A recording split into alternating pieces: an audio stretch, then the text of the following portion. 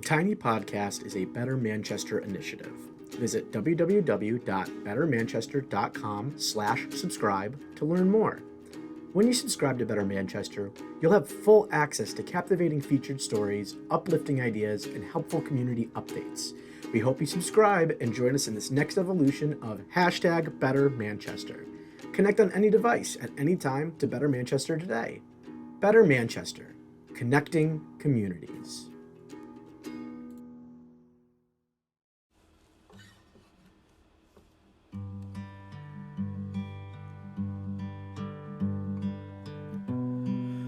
The greatness of a community is most accurately measured by the compassionate actions of its members, a heart of grace, and a soul generated by love.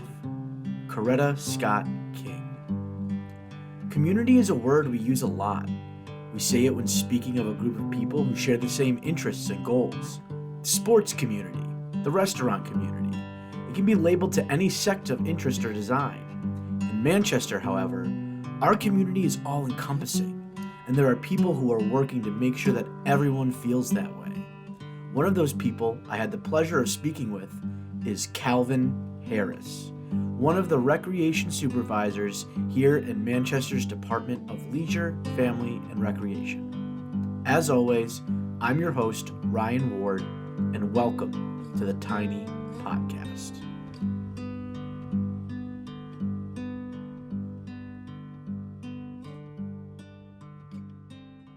Perfect. All right. Thank you for being here, Calvin, again. So, Calvin, how long have you been working with the Department of Leisure, Family, and Recreation? I'm in my 18th year. Wow. It's been some time. I've enjoyed every year that I've been here. I've learned, I've grown, I've developed. I just appreciate being able to have a place where I feel comfortable, I feel accepted. You know, Department of Leisure, Family, and Recreation has allowed me to do that. And what has your role been, or what have your roles been in that time? The first probably 10 years, I was second shift supervisor. So I oversaw all of the nightly programming, classes, activities that might happen at any of our facilities. My main focus was I was the supervisor at Mahoney Recreation Center. Okay. In that building, that facility, I oversaw youth basketball, youth tennis, youth indoor soccer, drop-in gym. It was a ton and a nice, safe place that you could go. Yeah. And that's kind of the space that I wanted to create. You know, again, if you were 5, 6, 7, 8 years old, you could go there and there was something to do for you because there was a game room, there was different outlets, not just sports, which was great. Accessible. Exactly. Yeah. And we, you know, if you're not familiar with Mahoney, it's a neighborhood facility, meaning, you know, there's a neighborhood that surrounds that facility, which is great because those families and those kids that need that outlet for somewhere to go and can't drive, they would just walk over to Mahoney Recreation Center. And it was popular then, it's even popular now, even more popular. A big part of what I did as well was summer camp. Very large, unique program in the fact that, you know, we had over 600 kids that came to our camps. We had over 6 sites. We had over 65 part-timers that worked for us. A lot of great young men and women who were directors, counselors for us. I have since, again, have been promoted. So now my job duties is a lot more facilitating or overseeing scheduling. I take care of all the field permitting for, you know, the different fields, ball fields, football fields, soccer fields that we have in town. I plan and I spearhead a lot of special events that we have, Juneteenth being one of them. In the role I am now, a lot of my work is just forward thinking and kind of to help our community. I don't really think understanding is the word, just what they have here, and not just with our department and our division, but just as a community as a whole, right? We had just talked about a couple of different guests that you've had and what they do, and we're kind of unaware of some of these outlets that we have and some of these special people that we have in our community. So that's why I think this is great, because people are going to understand that and learn that they do have these different, you know, programs, activities, special people that are doing great work. So I'm at a place right now where I like to educate. I like to have these different kind of conversations that I think are necessary, but necessarily don't have them. Yeah. If that makes sense, I show support to our supervisors, and I have a hand in a lot of different programs. I also still oversee youth sports, so I oversee basketball, tennis, and soccer. And then we help run a very large adult program, which, you know, in our softball league, you know, we have over, I think, 65 teams, which is very unique in the fact that, yes, there's softball, rec softball that happens all over Connecticut, all over New England. But the fact is that it's town run, meaning our division, recreation, runs softball. Is very unique because it's typically like a board that kind of runs softball. So there's a president, a vice president, chairs, and all that that kind of make the rules, and they take care of all that. Obviously, they work with the town and collaborate for the field. Right. But softball in Manchester is recreation division. We hire the umpires, we hire the staff, we take care of the fields, we do all the scheduling. They register through us. It's more direct. It's very direct, and it's nice because with such a large program, we have a nice hand, right, on what's happening. And that's important just because, you know, again, with such a large program, we want to be able to control the ins and outs of it. Yeah. We run, you know, a 12-team adult basketball league, which is great as well. And then we run, which is also unique, is a very large volleyball program. Oh, cool. Which I would say a lot of our community members don't know. Yeah, I didn't know about that. So I would say in adult sports, volleyball, softball, and basketball, it doesn't matter if you're a male or a female, it doesn't matter what kind of ability you have as far as playing in any of those sports, there's a place for you to play. There's advanced play, and when I say advanced, like if you go to an A-League volleyball game at Leisure Labs, you're going to see some hard-hitting, very athletic women and men that had played either collegiately or professionally, and now they're playing at this level. But then, you know, you lower down to, like, we have co-ed leagues that are just there to exercise, have fun, hang out. And that's nice because, again, it's an outlet for all. That's what I'm doing now, and it's been not even a long journey. It's been a very enjoyable journey. Yeah. And I will continue this, and I will continue this work until, you know, I'm no longer able to do it. Yeah. During your time working for Manchester, what are some positive things that you've accomplished? Yeah, and that question, I've never been asked that question. What have I accomplished? You know, I'm sure there's things that I'm going to miss, and I'm going to get back in my car and think about them. I can already think of one, Yeah. and I'll tell you my experience with you, Calvin, and I try to remove my personal from this, but when we did RecCon, and you were just there in front of all of these young adults who we were getting trained, and your energy and the way that you moved everybody, and you held that day down and got everybody to where they needed to go, that was a big moving part, and just that alone to me was an accomplishment, seeing what you able just to communicate with these people, with all these young adults. That was an accomplishment. Yeah, and I appreciate that. I mean, I just thinking back and just kind of going off, you know, the accomplishment that you saw in me, I appreciate that. That definitely has taken some time and some effort and just some education from,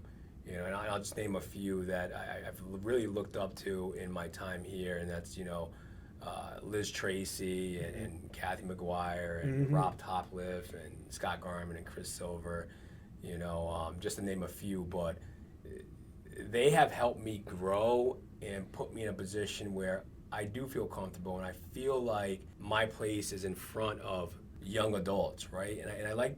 And so that day at RecCon, and you talk about my accomplishments, is I like to move people, and I think one of my accomplishments is just doing that. Yeah. Just in general, and every day that I kind of come to work, is to put a smile on someone's face, or just to maybe have them educate me, or me educate them. You know, I would say 90% of my work is having a conversation and that open dialogue. A lot of my accomplishments come from that. It's just really like learning the process and taking from what my mentors have taught me, or what they have done, or they're still doing, and kind of taking that in consideration, and then putting a little twist of my own on it, right? I think we were very, very successful in running camps, which is a huge accomplishment, because like I said, when you're dealing with over 600 campers, you have a lot of families that are thinking like, I just want my son, my daughter, my aunt, my niece, my nephew, my grandson, my granddaughter to come home safe, having a good time. And you know, we do that, and we're still doing that. Where our adult sports are right now, again, Manchester recreation has always been a staple in adult sports. I think we're putting a little bit more of a twist on it, where we're adding additions and we're doing different things as far as, for example, is just like adding like a home run derby to our softball, or like a one pitch a day tournament, or for like basketball, we want to start doing like a 3-point contest, just like little things like that, because I think we forget sometimes that, you know, we're talking about our adults in our community. It's very important for me to, again, give as much effort as I do in other categories, aspects of my work to my adult sports, because, you know, adults like to hear good things about themselves too, right? Yeah. So if you're playing softball or volleyball and it's like your player of the week, or, you know, Ryan Ward went, you know, 3 for 3. You know, that feels good to you, right? Like, Yeah, you're of course. smiling and so we're putting that stuff up on social media. And so now this is different. And so this is an accomplishment, and it's, again, about bringing in the right people to do so.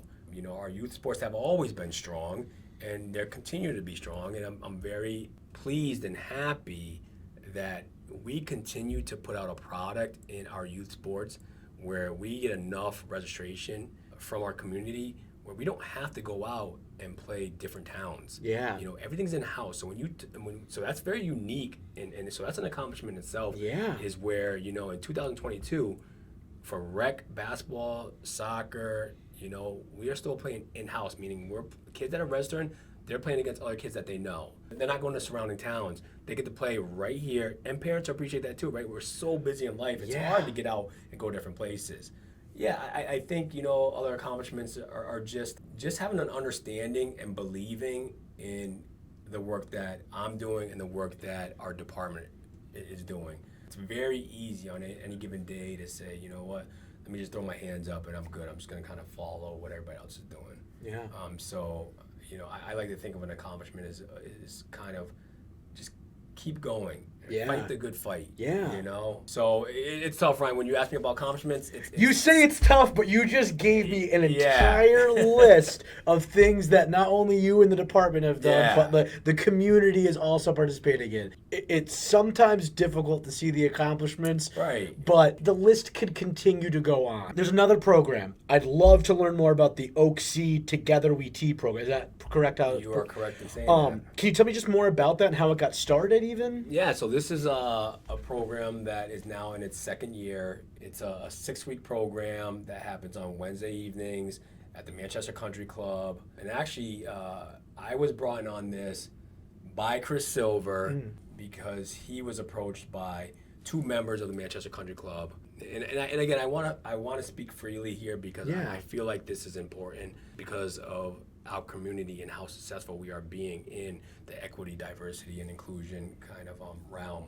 2 gentlemen that are a part of the Manchester Country Club, black and white, really good friends, bring this idea of we want to start something for youth. We don't know what. We know we want it to be, you know, with golf, and we want to open the eyes of our community and help people understand that golf is a sport for all, and a golf should welcome all, and the Manchester Country Club wants to be a part of that. Yeah, yeah. I know there was a concept, something like, I want to say out like maybe in Chicago. Okay.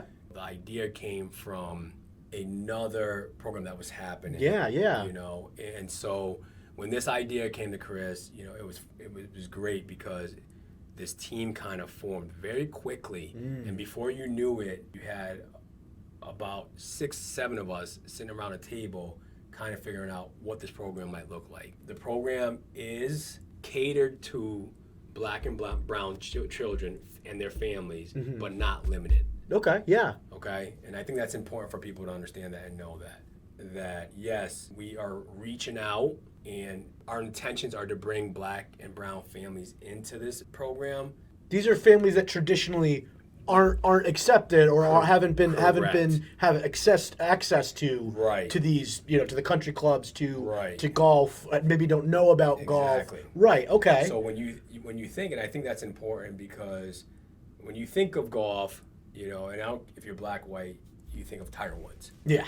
Right. Right. But Tiger Woods is, you know, he's not like I reach out and touch you, right? For a lot of us. Right. But when you bring 10 black families into this program, now you're looking over and saying, hey, that person looks like me. Mm. And that's important for any of us. Yeah. And so when you bring that to the golf course and you're seeing that, and I was a part of it with my son last year, it felt really good. Yeah. Because 20 people that looked just like me wanted an understanding and an education on golf. You know, we're very proud of the program. You know, I have to give big and high respects to Jordan Gosselin and or Gosler and what he does. He's the director of, you know, the Manchester Country Club, and he definitely puts a lot of effort into the program. Meaning he's out there every Wednesday night teaching. He has, I think, 2 or 3 other golf pros with him, and then he has some facilitators that are like rounding out the rest of the staff. Wow. And so, you know, it's been nothing but positivity. I know from the first year there are probably 3 or 4 families that still continue to golf. Yeah. Which is great. Yeah. The program sets up for, you know, the participants, or I should say the kids, to get golf clubs, golf shoes, swag, just big respects, and love the fact that Jordan and his crew are doing what they do. Yeah. Marty Shea and Peter Harris were the 2 gentlemen who kind of brought the program to us. So they're kind of like the founding fathers. Yeah. And again, that's important. That's a black male and a white male coming together and saying this is important for us to do. Yeah, talk about accomplishments. It's not my accomplishment, but it's a program that I enjoy being a part of. Yeah. And it's a program that will continue and grow, and it will help us as a community feel that no matter what the color of your skin is, it's important that you feel welcome no matter what you're doing or where you're going to be at. What are some barriers that you have encountered in your career or that you are seeing now? Right. You know, it's interesting because for the first time in all my years working here, we just have now, in the past 4 months, brought on another African American, right? And so I had always felt very shielded, or like had like kind of had a wall up, even with the people that I worked with. Yeah. Just because, again, they didn't look like me. You know, my dialogue and my conversation was a little different. How I was brought up was a little different. And again, I love everybody I work with. Yeah. But it was for quite some time that I kind of just stayed to myself. You know, I still did the good work that I needed to do. I just didn't feel like I was myself, you know? Yeah. So that has all changed in probably the past 5 years, where I feel, and again, when you talk about obstacles, those are obstacles that they weren't just that I was seeing. They weren't talked about. Yeah. You know, some of the critical like issues that, you know, as far as being equitable and including marginalized groups. You know, you didn't see that on any level. I mean, you talk about our board director, our elected officials. You know, you didn't see that there. Yeah. So, or you know, just again talking in my own self is when you go to these different department meetings or different division meetings, you just didn't see many people that look like you. So you kind of would stay quiet. So that was definitely an obstacle. You know, but now with the work that is being done, I would say again in the past like 4 years, and having a supervisor in Chris Silver like leading the charge, I feel very open. I feel like I can be authentic. I can feel like I can be honest. People are accepting me for who I am, you know, and that's important because, you know, the body of work that I have put in, it kind of showcase and oversteps my appearance. So, and which is, I'm not saying it's bad, but like if you were to see me and you didn't know me, you'd be like, yeah, he's not a professional, like just the way, but people accept me for who I am, and it's they enjoy, I think, working with our division because we're set up that way, right? We're so authentic and we're very honest and we're very open. And so those obstacles and those barriers are kind of breaking down for me. I mean, there's still work to be done. I think, I know now, just again, bringing another African American on as a full-time person, you know, I feel I'm more of a vibe, you know, because now I look and I'm like, hey, I look like, you know, we look alike, you know, and that's important. And again, it's, these are these hard conversations that I think people don't like to have, or just kind of shy away. Yeah. You know, I think that in order to get over these obstacles and remove these barriers, we have to have these conversations. Some of the barriers, obstacles I've seen coming up is just not feeling like I was a part of something, you know, Yeah. as far as my professional life and my Yeah. professional world and what I did, you know, so that is something I definitely, I know is changing. I have conversations with many different people throughout the day, and it's just a pleasant conversation. I enjoy coming to work. Yeah. You know, I don't care if you're upper management, part-time, what camp count, it doesn't, I just enjoy talking to everyone and just seeing how they're doing, because it just puts a smile on my face. I think another obstacle that we're dealing with right now, the working world for our young adults is lacking, right? Mm-hmm. And that could be a bunch of different reasons, right? Like a lot, you know, social media, you know, or maybe you want to be a coder, or you want to be a gamer, or you want to be an influencer, right? Yeah, So yeah. you're thinking now in your head like, I don't really need to work summer camp or be a lifeguard or do part-time work for Rec on the Run, because, you know, I'm going to be the next influencer. And I feel like, you know, and that's great, you know, and I would never knock a young person's hustle or a young person's thought or belief or dream or goals. But I see that, you know, in where the sought out being a camp counselor is no more. Like, it's like people are just like, it is what it is. So now you're struggling to get those, or to be a coach for basketball, or a ref for basketball, or to run like indoor soccer. Yeah. It's funny because, like, I mean, and I want to say pre-COVID. Yeah. Those positions, everybody was fighting to get one of those positions. Yeah. Now it's like, it is what I'll figure it out. Yeah. And so I think we, you know, that's a struggle that we deal with. I think it's a barrier that we're dealing with right now. Yeah. That's a difficult one. That's a hard one. Yeah, just having young adults want to work, you know, and it'd be nice to, like, you have the same kind of conversation with, you know, like a 16 or 17-year-old camp counselor. Yeah. You know, bring them in and get their thoughts on, like, Yeah. what they view work to be, or, you know, if they were able to, you know, be a camp counselor or a YouTube superstar, what would they, you know what I mean? Yeah, like, what would you rather do? What would you rather That's do? a great, It'd be interesting to get their perspective. So I don't want to speak on why, but I know it's definitely a problem. That's a really, no, I appreciate that. That's definitely a perspective that is new, I think, in the past, like you said, maybe 3 or 4 years, where that is an option. Before it was, get out of the basement. What are you doing? Stop playing video. Get outside and play. Yeah. And now it's like, did you upload your YouTube videos? Because that's your job now. That's your job. Yeah, that's a really good. That's a really good juxtaposition. It's something that I think people don't consider. Right. And I really do appreciate as well that you also said, you know, not trying to yuck anybody's yum, you know, or stop anybody's hustle, if somebody is dedicated to that and that's what they want their path to be, absolutely more power. You know, like, I want people to do what they want, but it does for what we do, which is the business of people, interacting with people, getting the community together. Social media, things like that could make it difficult. So I appreciate you bringing that up. Last question. What is something that you would like to see in the future of the Department of LFR? Setting up our facilities in a way where, again, all feel welcome. And I'll give you 2 different points here, or 2 different reasons why I feel that way. Yeah.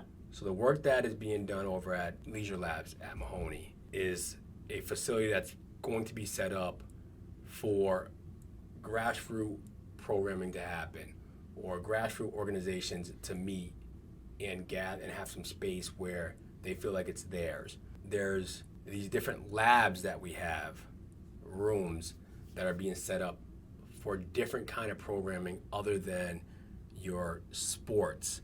Now we get to touch on art and music and dance and coding and video and gaming. That's important because, again, when we talk about being equitable and including everyone, you can't just say it, you kind of have to build it. Yeah. Right? And so I think Leisure Labs is setting itself up to do that in a way that we don't necessarily do that right now in our department. I would talk about the Youth Service Bureau and what they are doing over there and just the direction and the leadership that's happening, again, to make you feel as a young person that you have an outlet, you have a safe place to go. Yeah. The work that's being done there is tremendous. I would, again, go on the side of Office of Neighborhood and Families and the farmers market and the garden beds that are happening over there. There's just so much and so dynamic happenings in our department that you can't say the future of our department is not bright. Yeah. Because we're setting ourselves up to be successful. And Ryan, again, I know I have spoken to you over email and just about the work that you're even doing now, you know, and Nico. I think this is necessary because, again, it's another outlet for us to voice our thoughts, our beliefs, our ideas, our goals, and to talk up the great place that we live in the town of Manchester, in the community. I just will continue to do the work that I know that I'm here to do and feel very confident in the fact that, you know, we have the right people in place. I know that our community has a great understanding of different cultures, different races, different beliefs, different sexual orientations. Like, our community understands that, and it's very evident in our parks, in our different departments, in our stores, or just having general conversations with people. And so I would say, if you feel that you still need to be in that space where you won't let your mind be educated or you won't let your mind explore, then you're in the minority now. Yeah. And you're going to be left behind because our community is forward thinking. Yeah. And we're on the belief of and the thought process of we are all equal. And you know what? We should have different special events. We should have different programs for different cultures, different races. We are doing what we need to be doing as a department that lets people feel safe, feel comfortable, and feel accepted. Yeah. One of the trainings that I went through in a diverse equity and inclusion training, if you feel a certain type of way or you feel like you can't speak your truth, that's only going to hold you back. And you're never going to get the answer that you are looking for, or you're never going to get that insight of how another person's feeling or thinking. I think it's important for us to let ourselves feel vulnerable. And that's hard for us as a society and as a human, is because you have these emotions, and as soon as you think you want it, it's like something pulls you back. It's like, don't do that, don't talk that, don't say that. If we can get you and I to talk about those difficult subjects, you making me feel, and I hope I'm making you feel, as like we're just having a conversation here, you know, and it shouldn't always be about what race we are or, you know, what we believe in. Yeah. Why can't it be just two people just sitting down and talking? Exactly. And if we have a difference of opinion, then we don't need to shout. We don't need to get angry. We don't need to use like explicits. Yeah. We can just sit here and say, hey man, all right, yeah. I have these, and this is where I'm at right now in my life, is I have these conversations, and it's like, I don't necessarily maybe agree, and that's okay. Yeah. I just want to understand where you're coming from, and I want you to understand where I'm coming from. And it's going to help me be a better person, because the one thing I learned very early in my career was we are not all the same, and you are going to deal with a bunch of different characters, a bunch of different skill sets, a bunch of different minds and thought processes. And so if you can't be open-minded and have that conversation where you're letting someone feel free and them feel safe that they can have a conversation with you, keep on learning and educating yourself. Yeah. I can tell you right now, I don't have all the answers, and I'm still just learning myself. But what I do know is I welcome these conversations. And I love the town that I live in, I love the town that I work for, and I love the people that I work with. And again, that's not just, you know, upper management, that's not full-time, that's not elected officials. That is people that I come across on a daily basis. I don't care, again, if it's a RLT. I don't care if it's a lifeguard. That doesn't matter to me. I just like to have a conversation and talk. Most times I find it's positive. So that's where I'm at. That's Yeah. where the work is, and and I'm excited to see the direction and where we are at in 5 years. Yeah. So.